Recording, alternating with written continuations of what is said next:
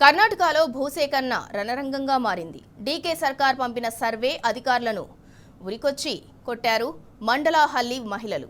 కడుపు మండి చీపుర్లతో తిరగబడ్డ మహిళా రైతులను చూసి అధికారులు పలాయనం చిత్తగించారు. ఈ తోపులాట ఘర్షణలో అధికారుల వాహనాలు దారుణంగా ధ్వంసమయ్యాయి. పరిస్థితి చేయి దాటిపోవడంతో బిడాడి పోలీసులు, కేఎస్ఆర్పీ బలగాలు రంగంలోకి దిగి ఆడబిడ్డలను అడ్డుకున్నాయి. సారవంతమైన భూములను టౌన్షిప్ పేరిట లాక్కోవద్దంటూ నిరసనకు దిగారు.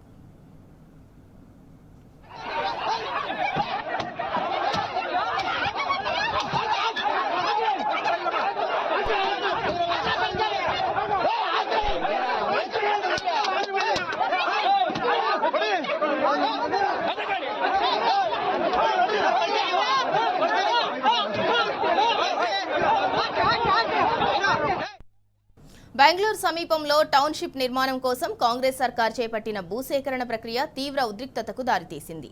మండలహల్లిలో సర్వే నిర్వహించేందుకు వచ్చిన అధికారులు అక్కడి మహిళలతో దురుసుగా ప్రవర్తించారు.